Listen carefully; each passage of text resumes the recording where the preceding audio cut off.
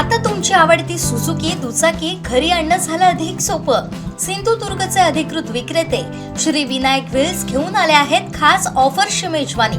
मग वाट कसली बघताय? आजच आपल्या स्वप्नातील राईड बुक करा. पत्ता प्लॉट नंबर 92 MIDC तालुका कुडाळ जिल्हा सिंधुदुर्ग. नगर परिषदेच्या इंदिरा गांधी व्यापारी संकुलाच्या बाजूला 2 अनधिकृत शेड उभारून त्यास स्वतःच्या नावे विद्युत कनेक्शन घेऊन त्याचा विनामोबदला वापर केला जात असल्याचा आरोप उपोषणकर्ते श्रेयस मुंजे यांनी केला आहे. तसंच स्थायी समितीच्या ठरावाच्या विरुद्ध एकाच कुटुंबातील व्यक्तींच्या नावावर 9 गाळे असल्याचं सांगितलं आहे. पाहूयात. मी श्रेयस मुंजे, राहणारा सावंतवाडी. उपोषणात बसण्याचं कारण कसं आहे की मी गेले 3 महिने नगरपालिकेला पाठपुरावा करतो आहे की इंदिरा गांधी ही जी आरक्षण क्रमांक 53 म्हणजे नगरपालिकेची बिल्डिंग आहे, ही ज्या प्रयोजनार्थ गाळे लोकांना दिले होते, म्हणजे किराणा मोंडे कपडे मला होते, प्रत्येक टायमाला ह्या भाडेकराचा संबंधित आणि भंग केलेला आहे. वेळोवेळी नगरपालिकेला मी पत्र दिली, पुरावे दिले. नगरपालिकेने 600 रुपये एवढं कमी निमित्त भाडं देऊन प्रत्येक व्यापाऱ्याचं पुनर्वसन केलं. पुनर्वसन ही कन्सेप्ट करताना नगरपालिकेने स्पष्ट म्हटले होते की तुम्ही तुमचे जुने गाळे सोडून नवीन गाळे ताब्यात घेतले पाहिजे होते. पण प्रसाद मुंजे, प्रमोद मुंजे, विनोद मुंजे यांच्यानी जुने गाळे आपल्याच ताब्यात ठेवले. जुने गाळे सोडलेच नाही. जुन्या गाळ्यांची विनामोबदला वापर चालूच आहे. पण जे नवीन गाळे जे घेतले त्या नवीन गाळ्यांचं कोणत्याही प्रकारचं भाडं नगरपालिकेला 6 वर्ष भरत नाही. 2020मध्ये हा भाडेपट्टा पूर्णपणे संपलेला आहे. 2020 पासून 2026पर्यंत 1 रुपया पण भाडा त्यांनी नगरपालिकेला भरला आहे. पण नगरपालिकेचा वापर चालू आहे. भिंती तोडले, बीम तोडले. त्यांचं असं म्हणणं आहे की आम्ही 1999मध्ये भिंती काढायची परवानगी घेतली. ॲक्च्युली तुम्ही भिंती काढायची परवानगी घेतली पण तुम्ही बिंबही काढले. भिंत आणि बिंब यात जमीन आसमानाचा फरक आहे. 2016मध्ये नगरपालिकेने तुम्हाला पत्रव्यवहार केला की तुम्ही जे भिंती तोडल्या आहेत त्याचे 10,000 रुपये दंड व हमीपत्र तुम्ही सादर करा. त्या कुटुंबियाने आजपर्यंत हमीपत्र दिलेलं नाही. उद्या या बिल्डिंगबाबत कोणत्याही प्रकारची दुर्घटना घडली तर कोणतं प्रशासन जबाबदार राहणार? हा या दुकानात हे एक दुकान आहे, प्रमोद रमाकांत. ह्या कुटुंबियाचा ऑलरेडी पुनर्विकास झालेला आहे. इंदिरा गांधी कॉम्प्लेक्समध्ये ह्या व्यापाऱ्याला ऑलरेडी दुकान दिलं असताना बाहेर दुकान देण्याचं कारण काय? मग एक काम करा ना, तुम्ही नवीन दुकान काढून घ्या, जुन्या दुकानात बसतो. एकतर जुनं दुकान किंवा नवीन दुकान, एक झाला प्रकार. नगरपालिकेच्या प्रसाधनगृहाच्या बाजूला बांधलेली शेड, या शेडमध्ये ही एक जी शेड आहे ही अधिकृत आहे. ही लाड नामक एका कुटुंबियाला ही शेड देण्यात आली होती. राजेश लाड म्हणून हॉटेल औदुंबर आहे ना, त्या कुटुंबियाची शेड आहे. त्या बिचाऱ्याला अद्यापही माहीत नाही की ही शेड आपल्या नावे मंजूर आहे. ह्या 2 गायांना जो विद्युत पुरवठा आहे हा प्रसाद रमाकांत मुंजे यांच्या नावाने जोडलेला आहे. जरी शेड लाडांची आहे तर प्रसाद मुंजे नावाने विद्युत पुरवठा काय आहे? आणि जे गाय ज्या प्रयोजनार्थ दिलेले होते नगरपालिकेने ते गोडाऊन स्वरूपात बंद काय? जर गोडाऊन स्वरूपात बंद ठेवायचे असले तर मेन मार्केटमध्ये गाय देण्याचा नगरपालिकेचा उद्देश काय आहे ना? बाहेर द्या त्यांना गोडाऊन कुठे. आता हे आता गाय जे अडवले आहेत पुनर्विकासाखाली ते परत नवीन कॉम्प्लेक्समध्ये क्लेम करा ते आम्हाला आमचा पुनर्विकास करा, आम्ही बाहेर बसतोय. ऑलरेडी तुम्हाला 3 जर गाय दिले तर 3च गाय तुम्ही वापरले पाहिजे.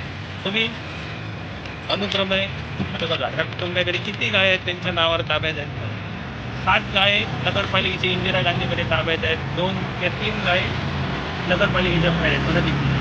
नगरपालिका स्वतः म्हणते की सदर गायचा वापर प्रसाद मुंजे करत आहे. ही माहिती अधिकारात दिलेली माहिती. आणि तुम्ही कोणत्या सर्वे करणार आहात? जर तुम्ही सर्वे केला, आता तुम्ही सर्वेची नोटीस काढली की तो त्या व्यक्तीला आम्ही बसवणारच ना. आता राहिला पैशाचं पुरं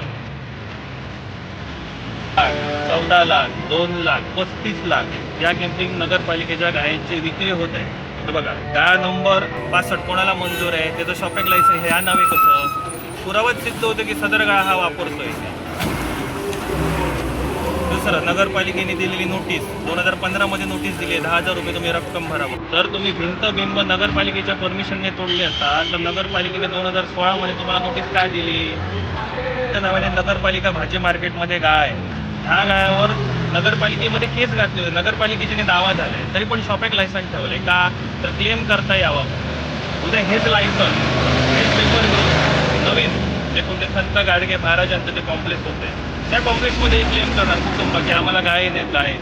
एका कुटुंबाचं पुनर्विकास की हा पुनर्विकास करायचा हे नगरपालिकेने ठरवलं पाहिजे. एका कुटुंबाला 9 गाय, 8 जणांची कुटुंब चालली असती, 8 जणांना रोजगार मिळाला असता.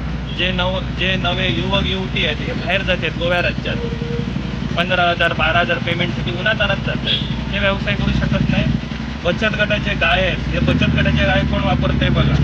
नगरपालिकेचे जे बचत गटाचे जे गाळे आहेत, गाळे दिले, रोटरी क्लबला दिले, नित्य सहाय्य महिला बचत गट, तीन बरोबर क्लब सावंतवाडी, माऊली महिला उद्देश्य संस्था, मेमन नामक, सूर्या नामक, हे कुटुंब वापर. हे कोण?